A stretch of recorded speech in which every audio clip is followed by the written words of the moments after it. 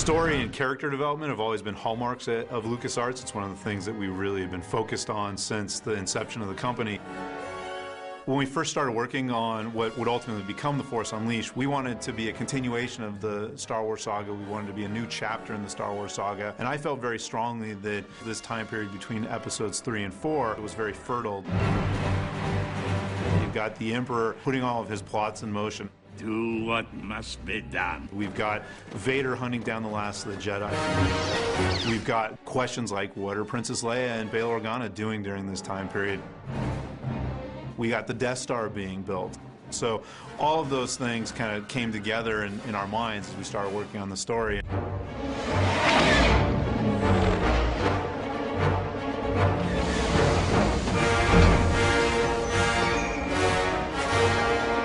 I think we all kind of recognized at some point that Vader has to be kind of the central focus of the story because, you know, George made Vader the central focus of the entire saga. We kind of wanted to open the game with a bang and really wanted to get people's attention, and we allow you to start the beginning of the game as Vader. So the first thing that happens when the player picks up the control is Darth Vader arriving on Kashyyyk because he knows that there is a Jedi that the Wookiees are hiding. The Jedi, of course, puts up quite a fight and is really one of the first unleashed opponents that you face in the game. Vader senses something's a little bit off. He senses that there's somebody more powerful nearby. And so Vader just picks up his saber and he just goes to make the final blow, and then suddenly the saber gets pulled out of Darth Vader's hand, which we've never seen happen before. And Vader, of course, whips around. He looks down and he sees this little boy.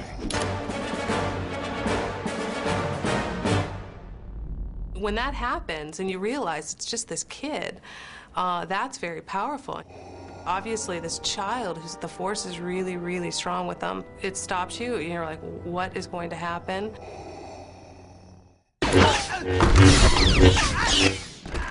In that moment, Vader realizes that I can use this boy. He's really powerful. Come with me. So we transition to the future, many, many years. And this boy has now become Darth Vader's secret apprentice. Rise, my apprentice. And he's kind of doing these tests or trials for Vader. He's hunting Jedi and trying to prove himself to Vader. What is your will, my master? And so you playing Darth Vader's secret apprentice, that's where the story really takes off. The first mission that you undertake as Darth Vader's secret apprentice is to hunt down one of the last of the Jedi. He gets sent to a TIE fighter construction facility that's been taken over by a general named General Rom Koda.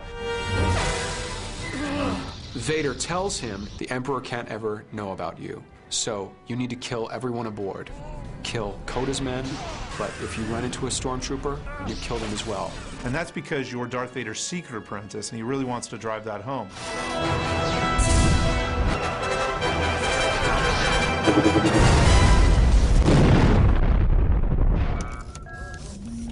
Roxy, give me the time.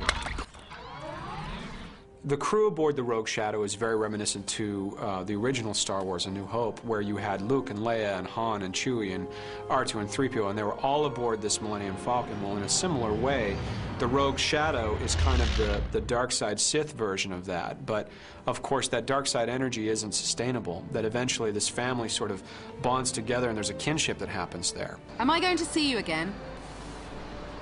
Probably not, no. Obviously, this time period also includes the birth of the Rebellion, this ragtag group of freedom fighters that will ultimately oppose the Emperor and Darth Vader in Episode 4.